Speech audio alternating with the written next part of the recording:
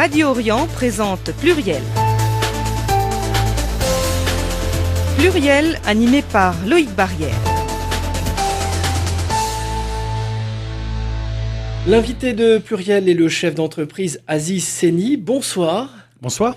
Aziz Seni, première question. J'aimerais d'abord avoir votre sentiment sur le début du quinquennat d'Emmanuel Macron. Vous qui avez une sensibilité plutôt centriste, est-ce que vous vous reconnaissez dans ses choix politiques ? Écoutez, il y a un certain nombre de choix qu'il a fait et qu'il a mis en œuvre très rapidement. On ne peut pas dire que ça ne va pas dans le bon sens. La réforme du Code du travail dont nous avions fortement besoin, le positionnement de la France à l'international face à un Trump qui se croit et qui se pense tout permis, on en reparlera peut-être tout à l'heure, un dialogue qui est renoué avec l'Afrique et sous une forme un peu différente de ses prédécesseurs. Non, je crois que la fusée Macron est partie dans le bon angle.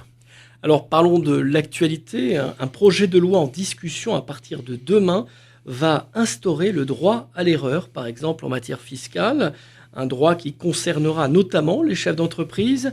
Ça devrait faciliter la vie des entrepreneurs ? Jusque-là, il y avait une vérité, c'était que l'administration se trompait rarement, et quand elle se trompait, il fallait, que ce soit d'ailleurs en droit commercial, en droit civil, en droit pénal, pour le démontrer, il fallait toujours déployer de nombreux efforts. C'était coûtant en temps, c'était coûteux en énergie, en argent, les frais juridiques. Là, l'administration reconnaît, premier pas, elle ne reconnaît pas encore qu'elle peut se tromper, elle reconnaît que les gens peuvent se tromper. Donc, il y a encore du travail, mais là encore, on est dans le bon sens. Et je pense que c'est naturel parce que l'erreur est humaine. La différence, peut-être, c'est que on abandonne peut-être un petit peu ce préjugé, c'est-à-dire de se dire que les gens, a priori, sont de mauvaise foi. Et c'est bien ce message de dire que la majorité des gens, qu'ils soient chefs d'entreprise ou particuliers, c'est des gens de bonne foi et à qui peut arriver de faire une erreur. Et dans ce cas-là, on peut corriger et repartir dans le bon cadre. Et en posant le principe de la bienveillance de l'administration envers les Français, finalement, ça permet à l'administration de jouer d'abord un rôle de conseilleur, de conseiller. J'ai envie de revenir à quelque chose d'assez basique. On paye des impôts pour financer une administration qui doit être au service des administrés, quels qu'ils soient, et qui n'est pas là pour leur taper dessus ou se financer son propre malheur, finalement. Donc oui, effectivement, l'administration est là, il y a de bons éléments, elle doit délivrer un travail de qualité, et je pense qu'elle le fait, même si dans beaucoup de domaines, il y a encore beaucoup de progrès à faire. L'essentiel est bien là, elle le reconnaît, et elle doit être de bons conseils auprès de ceux qui souhaitent être conseillés, et je pense essentiellement à ceux qui n'ont peut-être pas les moyens de se payer des conseils dans le privé. Il est plus facile peut-être d'aller voir l'administration, les impôts, plutôt que de faire appel à un conseiller fiscaliste. Certains n'ont peut-être pas les moyens de le faire. Alors, Aziz Seni, la fin du RSI, c'était quelque chose que vous attendiez ? Alors, la fin du RSI, peut-être pas la fin du RSI, mais moi j'appelais de mes voeux à une refonte complète, parce que j'ai moi-même été confronté à ce dispositif, à cette organisation qui était vraiment, excusez-moi de l'expression, à la ramasse.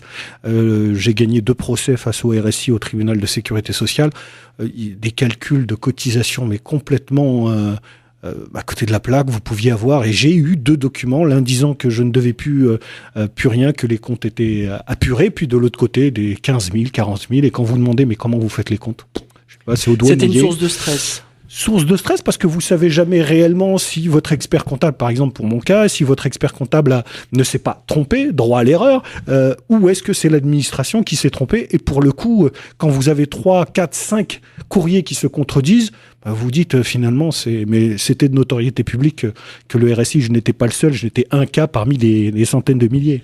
Alors, à la veille du forum de Davos, Emmanuel Macron reçoit les patrons des grandes entreprises françaises et internationales dans le château de Versailles.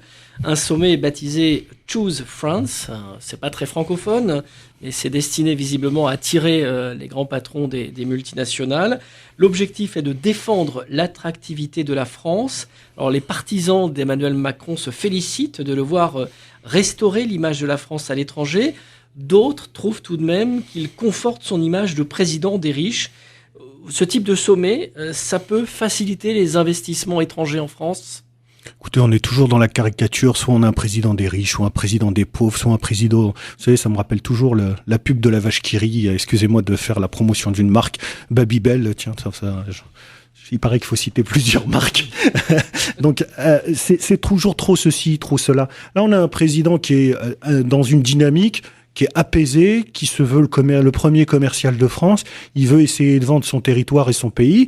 À qui va-t-il le vendre ? On va pas le vendre à l'international ouvrière d'Amérique du Sud ou du Bangladesh ou de l'Inde. On va forcément le vendre à ceux qui ont de l'argent pour pouvoir investir. Et qui sont-ils ? Ils sont peut-être dans ces 140, 150, 160. Il en faudrait d'ailleurs davantage qui pourraient investir en France. Investir, on s'adresse à ceux qui ont de l'argent, à ceux qui réfléchissent à des marchés, à installer des entreprises, à installer des sites de production, dans l'intérêt aussi des emplois locaux. Alors, bien sûr, il y a encore des préjugés concernant la France, le coût du travail et un certain nombre de paramètres politiques, fiscaux, sociaux, etc.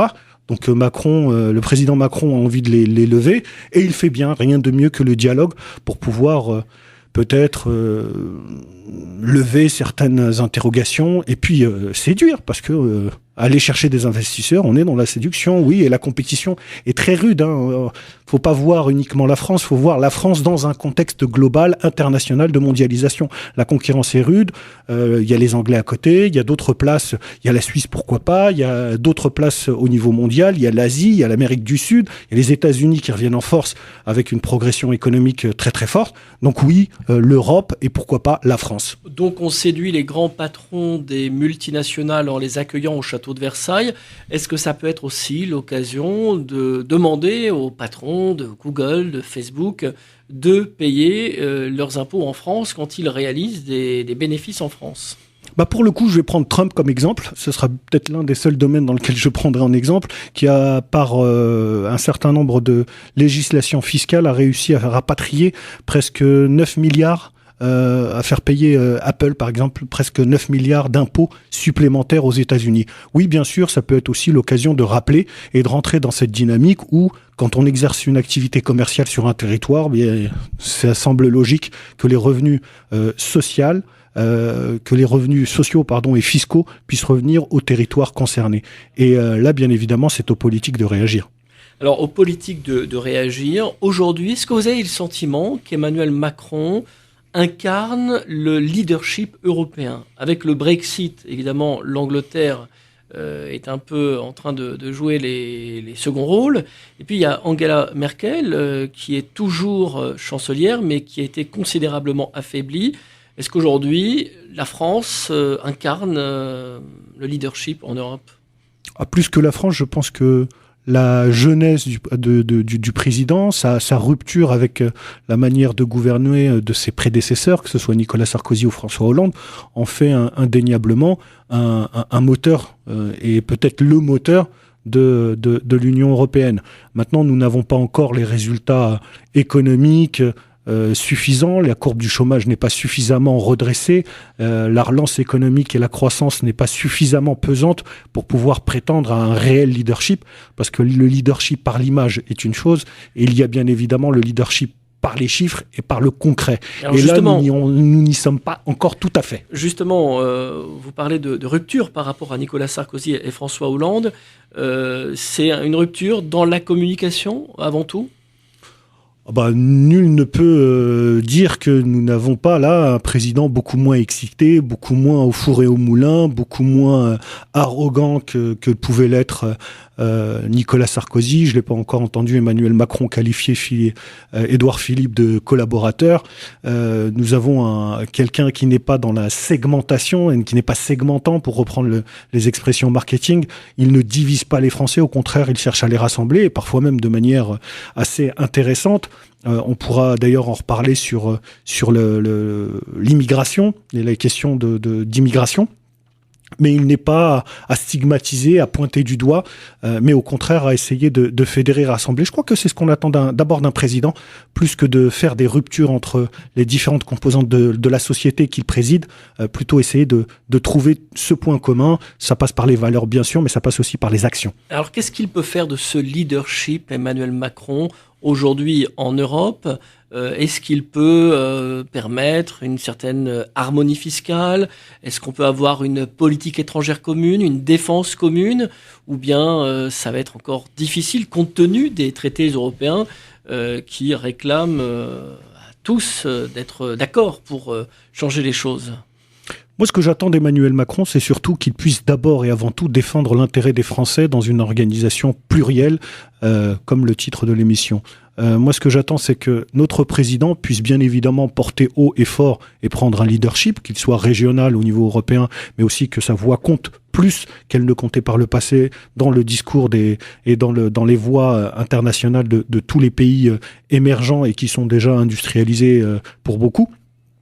Moi, ce que j'attends de ce président, c'est d'abord et avant tout qu'il défende nos intérêts, qu'il les défende à Bruxelles, qu'il les défende à l'international, qu'il les défende dans le cadre de stratégie géopolitique. Bref, qu'il pense d'abord français et qu'il pense ensuite, bien évidemment, nos intérêts, mais qui ne sont pas forcément divergents d'intérêts de nos voisins, qu'ils soient allemands, italiens ou voire de continents voisins, africains.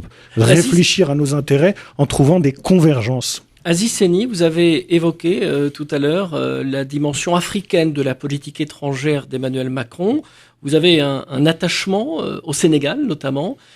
C'est important de nouer des partenariats avec l'Afrique qui ne soient plus dans la lignée de la France-Afrique. Est-ce qu'on est vraiment en train de se diriger vers ce nouveau monde dans les relations franco-africaines ?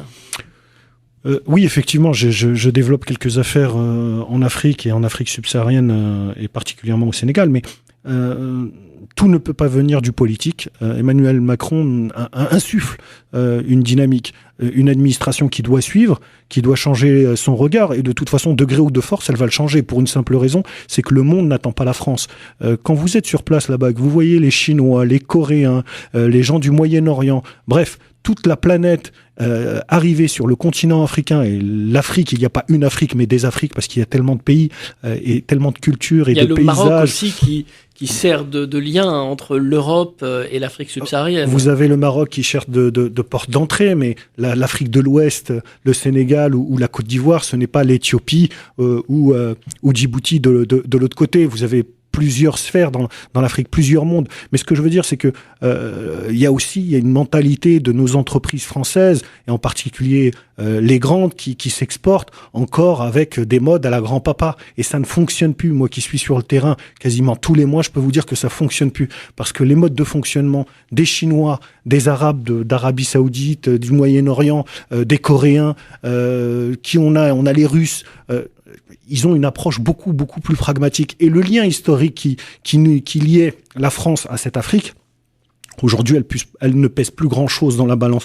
Aujourd'hui, les Africains, pour reprendre l'expression d'un ministre dont je tairai le nom, sénégalais, qui me disait « mais on n'attend plus des ambulances ou des sacs de médicaments. Aujourd'hui, c'est fini tout ça. Qu'est-ce que vous pouvez nous proposer en infrastructure? Qu'est-ce que vous pouvez nous proposer en transfert de compétences? Qu'est-ce que vous avez à investir chez nous? Voyez-nous comme des lieux où vous pouvez aussi gagner de l'argent, mais pas sans contrepartie. On n'est pas à vendre, on veut du gagnant-gagnant. Et c'est peut-être là où la vision France-Afrique était complètement dévoyée, c'est que il n'y avait qu'un gagnant dans cette histoire, et c'était toujours le même. Donc, et vous avez d'autres partenaires aussi qui n'ont pas ces problématiques historiques. Les Chinois, pour citer eux, parce qu'ils sont très dynamiques, n'ont pas de complexe vis-à-vis de l'histoire. Ils arrivent, ils proposent leurs produits. Si vous n'avez pas d'argent, vous pouvez payer autrement qu'avec de l'argent. Si vous ne pouvez pas payer tout de suite, on va vous faire les délais qu'il faut. Enfin, d'un pragmatisme. Si vous avez 100 € à investir, eh bien, on vous fera votre produit ou votre service pour le budget que vous avez. Si vous en avez 2000, on vous fera un truc de super qualité. Et nous sommes toujours, et je le vois, c'est pas du French bashing où je m'auto-flagelle pas, je le regrette, on a peut-être une capacité à s'adapter à l'autre beaucoup moins forte que peuvent l'avoir ces pays qui ont faim au sens niaque du terme. Il faudrait que les jeunes Français aillent travailler un peu en Afrique pour importer en France ces cette nouvelle façon de travailler ? Je pense surtout que ce sont les entreprises françaises qui devraient réfléchir à leur mode de management, à leur façon de recruter. On a des diasporas très fortes, on a des enfants de l'immigration africaine en France, et comme les anglo-saxons le font, utiliser ces gens qui sont français, mais qui ont peut-être une attache culturelle différente et qui peuvent être le pont entre ces deux continents. Et là, nous avons une force, mais que les entreprises n'utilisent pas encore, ne savent pas utiliser. Et puis, vous avez aussi les pays d'origine qui ont encore un peu de mal à intéresser leur diaspora pour qu'elles viennent investir dans ces pays-là. C'est dommage parce qu'il y a pas mal d'argent, des Sénégalais à l'étranger, il y en a quelques-uns. Il faudrait que, là aussi, eux, de leur côté, réfléchissent à des actions à mener. Aziz Seni, en tant que patron, j'ai vu que vous étiez favorable au télétravail. Tous les métiers ne peuvent évidemment pas être concernés par le télétravail. Je pense par exemple au secteur du taxi que vous connaissez bien. Il faut bien être à l'extérieur de chez soi. Pour autant, le télétravail, ça peut être l'avenir ? Alors, pour le taxi, je ne mettrai pas ma main à couper que d'ici à 10 ans, les choses changent. Voiture avec chauffeur va arriver. Vous verrez qu'il y aura bientôt plus de chauffeurs. C'est encore un autre débat. Mais oui, je suis extrêmement favorable au télétravail pour différentes raisons. L'épanouissement des collaborateurs, la possibilité de travailler chez soi, c'est aussi moins de transport, c'est la santé, c'est dormir un peu plus, c'est pouvoir peut-être pour certains réduire des frais de garde où on aurait le temps de déposer les enfants à l'école et puis d'aller les chercher un peu sans frais de garde, etc. Désengorger, et puis pour le patron, avoir des collaborateurs qui puissent travailler à domicile. Donc s'ils se sentent mieux, c'est plus productif, je pense. On n'a pas besoin d'être sur site pour des fonctions administratives. Aujourd'hui, ça existe déjà. D'ailleurs, quand vous avez des commerciaux, les commerciaux, c'est un bon commercial, c'est pas fait pour être au bureau, c'est plutôt chez le client, chez le prospect, et il doit être à l'extérieur. Donc qu'il revienne au bureau ou qu'il rentre chez lui pour des fonctions administratives. Aujourd'hui, avec les télécoms, on peut très bien faire standardiste à la maison, on peut très bien faire assistante de direction à la maison, on peut faire expert comptable à la maison, on peut faire service juridique à la maison. Il y a des tas de services. Généralement, d'ailleurs, c'est ce qu'on appelle les services support, plus que les services de production. Il est difficile de demander à un ouvrier qui travaille sur une chaîne de montage de monter la voiture à la maison. Vous avez le sentiment aujourd'hui que les chefs d'entreprise sont prêts à un tel changement ? Je pense que si on leur explique combien ça va leur faire d'économies, ils seront très sensibles. Vous réduisez déjà le coût du foncier. Vous n'avez pas besoin d'un grand bureau, du coup. D'un grand bureau, vous pouvez rendre un peu plus flexible l'utilisation des surfaces.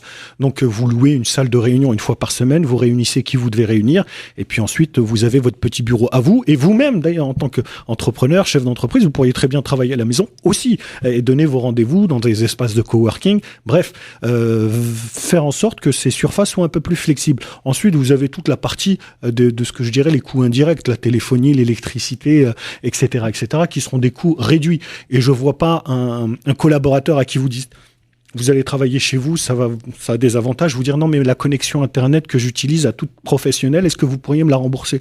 Ce serait gagne petit, et je vois pas les gens dire ça. Donc c'est bien, tout le monde peut s'y retrouver, et je pense que les entreprises ont tout intérêt à le faire parce qu'il y a de belles économies, oui. La semaine de 4 jours, ça vous paraît possible ? On peut aller même sur la semaine à 1 jour. Moi, j'ai toujours été pour que les gens choisissent leur temps de travail. Il y a des gens qui ont envie de travailler beaucoup, il y a des gens qui n'ont pas envie de travailler, il y a des gens qui se plaisent dans leur travail, il y a des gens qui ne se plaisent pas. Je suis pas pour définir un cadre. Il m'est arrivé de travailler 80 à 100 heures par semaine. Il m'est arrivé de faire 0 heure par semaine. Ça s'appelle aussi les vacances, les congés. Et je pense que chacun a son rythme. Et moi, je suis plutôt de ceux qui sont favorables à la carte. Avec un plafond, un plancher, puis chacun choisit son rythme en fonction de ses aspirations. Alors une question au chef d'entreprise que vous êtes, pourquoi à travail égal, les salaires des femmes sont-ils toujours inférieurs à ceux des hommes ? Est-ce qu'il faut en passer par une loi pour parvenir à une vraie égalité salariale ? Le sujet est toujours à l'ordre du jour en 2018. Moi, je trouve ça extraordinaire et totalement d'un autre temps qu'on puisse distinguer des différences de salaire en fonction du sexe. La production, la productivité, on demande la même chose, alors je vois pas pourquoi on paierait différemment. Moi, je trouve qu'il d'une manière générale, sur l'ensemble des discriminations, parce qu'il s'agit quand même d'une discrimination, il faut mettre des mots sur le sujet, je pense qu'on devrait frapper fort au portefeuille, que ce soit des discriminations liées au genre, donc aux femmes, que ce soit lié à la couleur, à l'appartenance religieuse, etc. Je pense qu'on devrait multiplier facile par 10 les amendes, le faire à l'anglo-saxonne. Je suis sûr que ça marcherait. Les entreprises s'y plieraient parce que ça coûterait tellement cher, justement, de discriminer, qu'elles mettraient tous les processus en place pour pas que ça arrive. Donc un peu à l'anglo-saxonne, taper au portefeuille. Alors je suis pas pour le tout législatif et tout financiarisé en termes d'amendes, mais ça c'est un sujet qui me tient énormément à cœur. Oui, je suis pour cela. Publier notamment la liste des entreprises qui ne respectent pas l'égalité salariale, c'est une des idées. Une des idées, mais je suis pas pour les dénoncer dès la première infraction. Pourquoi ? Parce que le droit à l'erreur, parce que le droit à l'organisation ou à la désorganisation, le droit de pouvoir s'être trompé, le droit d'avoir aussi réfléchir à ces process de recrutement. Recruter, j'imagine pas que tous les recruteurs de ce pays sont des chemises brunes derrière un bureau qui veulent pas de noirs, pas d'arabes, pas de juifs, pas de musulmans, pas de femmes, pas d'handicapés, etc., etc. Non, ce sont des gens qui ont aussi une pression, qui veulent pas se tromper, et comme ils veulent pas se tromper, ils cherchent à recruter bien souvent dans des standards. Et donc, c'est à ce niveau-là que ça se joue, donc au niveau de la formation. Donc, plutôt que de dire on va vous dénoncer tout de suite, demandons un correctif, mesurons si le correctif a bien été en place, et puis s'il y a récidive, là oui. Mais pour la première, donnons quand même le droit à l'erreur à ceux qui peuvent se tromper. Il n'y a que ceux qui ne font rien, qui ne se trompent jamais.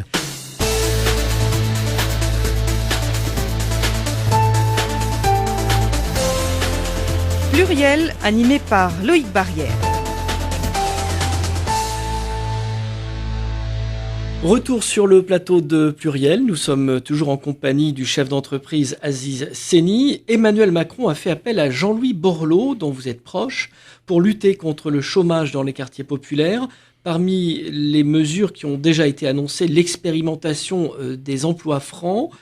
Emmanuel Macron donc a fait appel à Jean-Louis Borloo, qui a déjà travaillé sur ce sujet.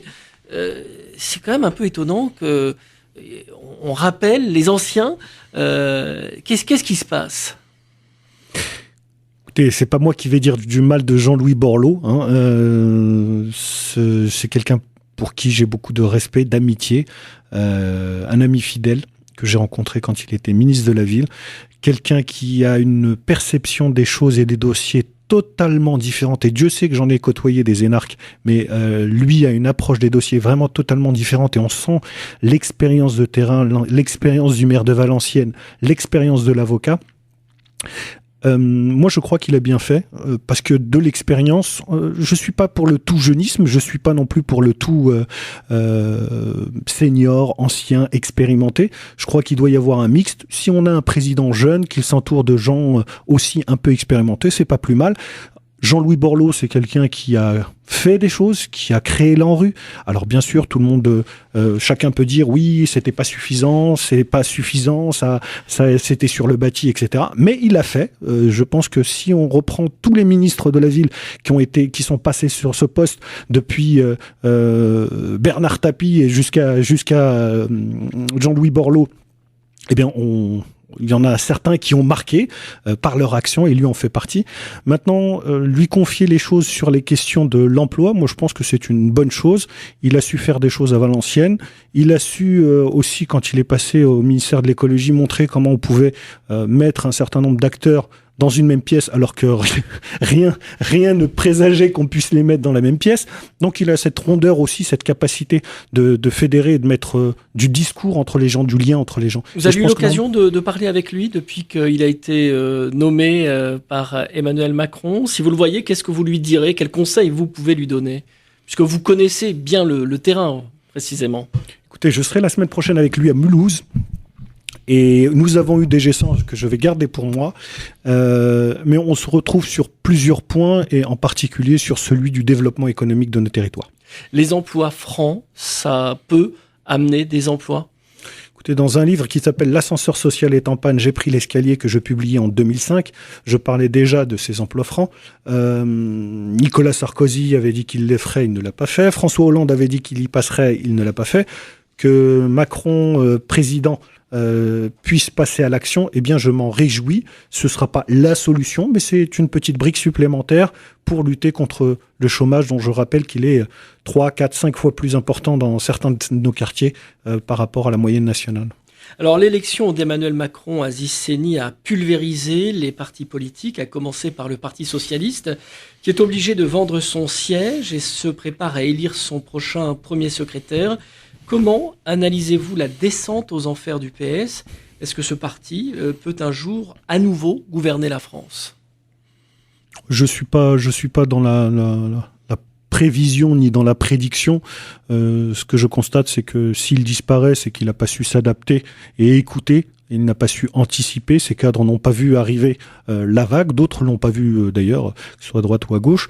Et c'est peut-être une incapacité, une sclérose trop forte qui a emporté ce parti. Vous dites que c'est un prochain président ou secrétaire général qui va être élu. Moi, je pense que c'est plutôt un liquidateur qui va être élu pour liquider les meubles, liquider l'héritage et partir sur autre chose.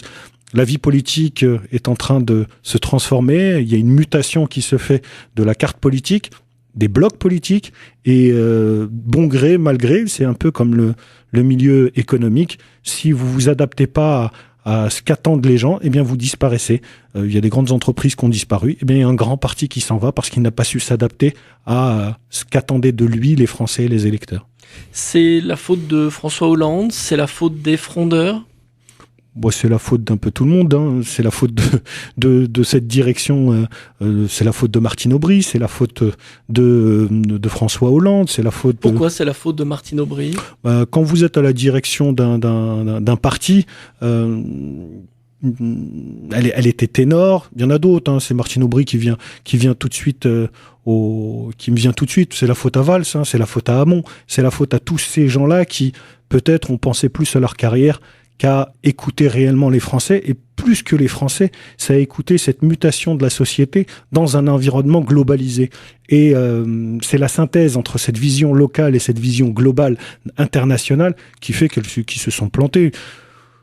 Vous savez combien de temps il a fallu attendre avant d'entendre parler au Parti socialiste d'intelligence artificielle, de développement de la santé et de la médecine par assistance informatique, robotique, nanotechnologie. Ils étaient encore très très loin, il n'y avait pas de proposition sur le sujet, alors qu'on est en plein dedans. Il y a un décalage, il y avait un décalage. Le revenu universel de Benoît Hamon, vous regardez ça de haut avec mépris ou bien ça peut au contraire être un sujet intéressant ? Oh, vous savez, vous pouvez avoir une bonne idée mais portée par la mauvaise personne. Ça existe aussi. Donc c'était une bonne idée, c'est une bonne idée de toute façon. De gré ou de force, on va y arriver. L'intelligence artificielle va mettre tellement de gens sur le carreau, très clairement, pour parler très direct, sans langue de bois. Le revenu universel, on va y arriver de gré ou de force. Maintenant, est-ce que Benoît Hamon était la bonne voie pour porter cette proposition ? Je le crois pas. Je pense que le PS a fini de s'enterrer en ayant un candidat de substitution, un candidat presque par défaut. À Ziceni, à droite, ça ne va pas très bien non plus. Plusieurs personnalités ont quitté les Républicains après l'élection de Laurent Wauquiez. Et Alain Juppé, lui, a cessé de payer sa cotisation. Vous qui avez une sensibilité centriste, vous êtes heurté par la ligne Wauquiez ? Heurté non, parce que c'est un choix et puis c'est pas une surprise. Je me souviens de Marion Maréchal-Le Pen qui disait qu'elle avait des choses à faire avec Laurent Wauquiez. Et c'est pas une surprise si des gens qui se disent traditionnellement héritiers du gaullisme social ou gaullistes tout court quittent un navire qui ne leur ressemble plus. Je rappelle quand même que en 2013, un sondage montrait que 62% des adhérents de l'UMP à l'époque étaient favorables à des accords locaux avec le Front National. Donc on a un bloc conservateur qui est en train de se créer. Le Front National de son côté est en train de réfléchir à changer de nom. Dupont-Aignan a été le premier conscient ou inconscient à franchir le fameux cordon sanitaire vanté par Chirac. Bon. Les choses sont là encore en train de muter, de changer, de se transformer. Est-ce que pour autant ce sera un succès ? Moi je le crois pas. Je crois que la France n'est pas conservatrice à ce point, n'est pas raciste, n'est pas xénophobe. Je crois que la France a pour partie peur. Et je crois que si par l'action on arrive à démontrer aux Français que les choses peuvent changer, les Français redeviendront sereins et alors il y a les extrêmes qui disparaîtront. Alors vous êtes plutôt optimiste, mais si Emmanuel Macron échoue, est-ce que le risque, ça n'est pas de voir le Front National ou la France Insoumise constituer les seules alternatives, puisque les Républicains et le Parti Socialiste sont très faibles aujourd'hui? D'abord, je pense que Emmanuel Macron va échouer? Je ne le crois pas. Je pense qu'il est bien parti pour réussir. Il est là pour 10 ans, comme disent certains. Oh oui, il est là pour deux mandats, oui. Oui, je pense qu'il est là pour 2 mandats. On a vu ce qu'il a pu faire passer, la réforme du Code du travail. Il y a aussi, j'ai le sentiment que les Français ont envie que ça change. Les mobilisations dans la rue, la CGT en perte de vitesse. Il y a un certain nombre de signes qui montrent que on se dit, bon, on va quand même laisser faire, on va quand même laisser les choses se changer parce que on commence à toucher le fond de la piscine là et on va bientôt se mettre à creuser. Donc il y a quand même une prise de conscience, à mon avis, des Français. On a vu aussi sur les Français ont de la mémoire, dans certains cas. Le Front National, comme solution, on a vu ce que Marine Le Pen est capable de faire dans un débat au 2e tour. Donc avant de retrouver une crédibilité avec ce parti où M. Philippot fait ses choses dans son coin, etc., là aussi, il y a encore un peu de travail, de réorganisation, parce que la dynamique qui a été celle de ces dernières années n'est pas prête de revenir. On a aussi un président qui n'est pas là pour souffler sur les braises de la haine, il est plutôt apaisant, contrairement à Nicolas Sarkozy, par exemple. Donc on n'a pas un ventilo qui tourne sur les braises de la haine. Donc c'est pas mal ça aussi. Donc non, moi je crois pas qu'il va échouer, je crois qu'il va construire. Je pense que les 3 blocs avec des progressistes au centre-gauche, centre-droit, la réunification des radicaux de gauche avec les Valoisiens, tout ça montre une dynamique à une nouvelle carte qui est en train de s'organiser et qui n'est pas plus mal d'ailleurs. Est-ce que Jean-Luc Mélenchon joue un rôle utile à l'Assemblée nationale ? Si des électeurs ont voté pour des députés de la France Insoumise, c'est qu'ils ont ils représentent forcément une sensibilité, et donc dans ce sens, ils sont utiles. Après, moi, Jean-Luc Mélenchon, c'est plutôt la version stand-up de la politique, donc plus dans le show, une sorte de Georges Marchais 2.0, où on rigole beaucoup, il y a beaucoup d'effets de manche. Je me souviens sur la baisse des APL, les pâtes et le riz posé à l'Assemblée nationale pour montrer ce qu'avaient perdu les étudiants. Aux sorties des coups de com', la dynamique là aussi c'est un petit peu essoufflé. Je ne vois plus ce qu'ils proposent concrètement. Je serais même aujourd'hui là tout de suite incapable de vous donner une idée, une proposition qu'ils ont faite récemment intéressante et qui m'aurait accroché. En tout cas, cette semaine, la France Insoumise va déposer un projet de loi pour instaurer un récépissé lors des contrôles policiers. Ça, vous pourriez y être favorable. Cette proposition avait déjà été déposée par un sénateur, Guy Borgo, un sénateur centriste, et s'était vu refuser. Alors que M. Mélenchon reprenne une proposition centriste, je m'en félicite.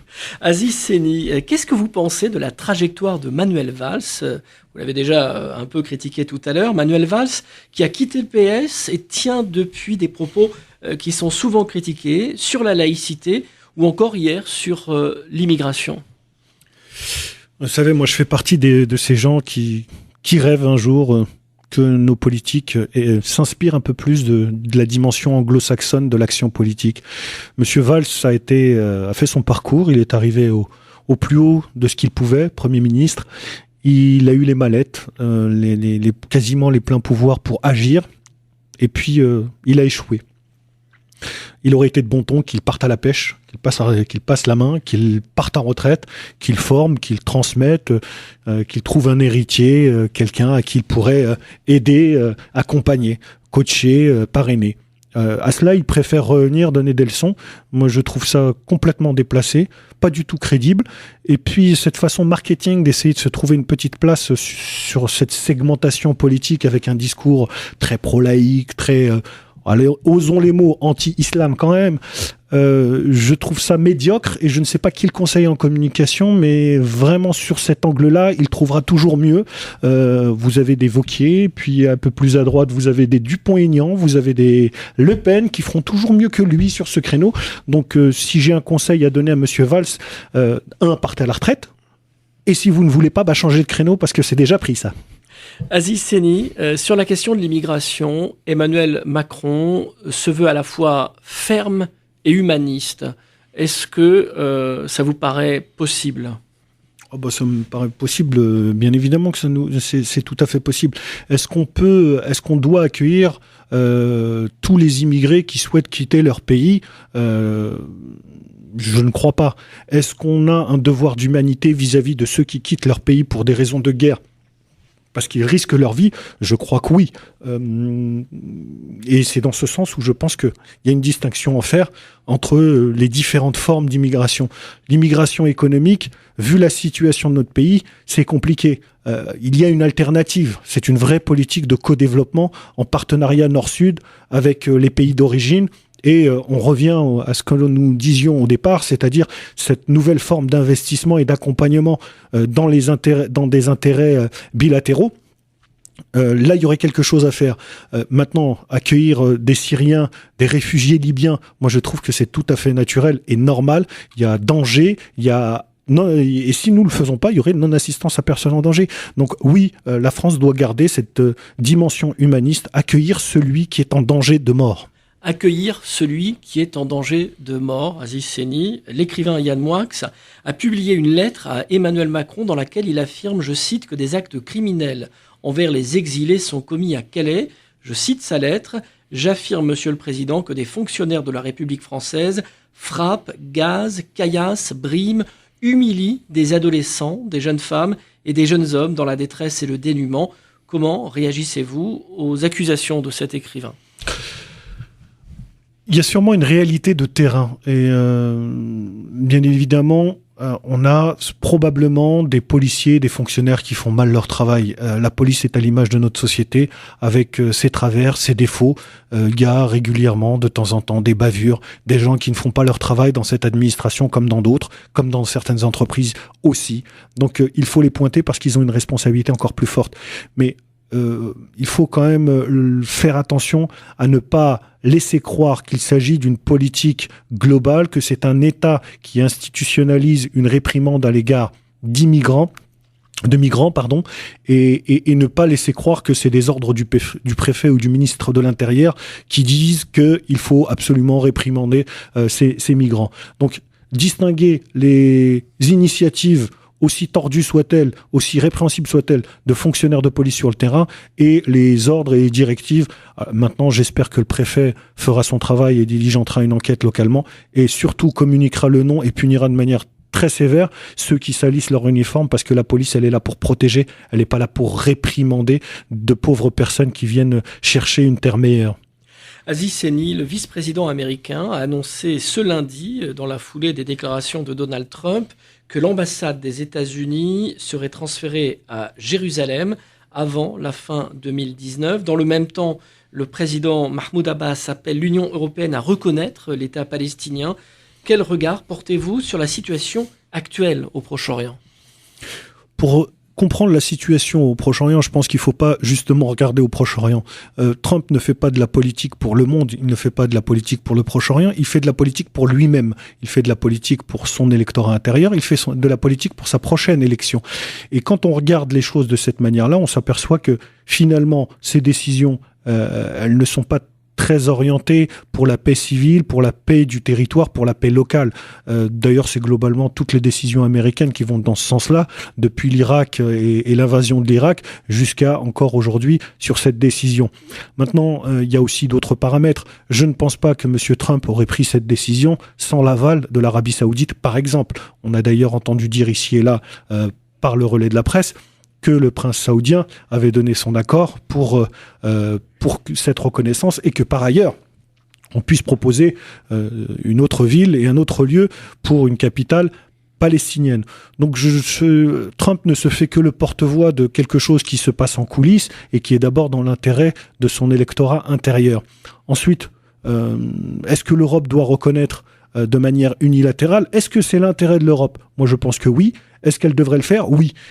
Nous ne serions pas, et je ne serais pas le premier à le dire, il faudrait reprendre un discours, et Dieu sait que je ne suis pas de son courant politique, un échange qu'avait eu Daniel Cohn-Bendit à Bruxelles quand il était député européen, et il demandait déjà à l'époque de faire de la politique et de reconnaître de manière unilatérale l'État palestinien et la capitale palestinienne pour moitié Jérusalem. Je ne sais pas si les dirigeants européens auront le courage de le faire. Moi, je pense qu'ils devraient le faire. Et si l'Europe, et en tout cas la France, ne trouve pas de partenaires au sein même de l'Union européenne, je pense que des alliances avec d'autres pays seraient tout à fait souhaitables. Je ne sais pas ce qu'en pense la Russie, je ne sais pas ce qu'en pense la Chine, je ne sais pas, mais je suis sûr que sur ce sujet, il pourrait y avoir un certain nombre de convergences. Merci Aziz Seni. Je rappelle que vous êtes chef d'entreprise. Bonsoir. Bonsoir.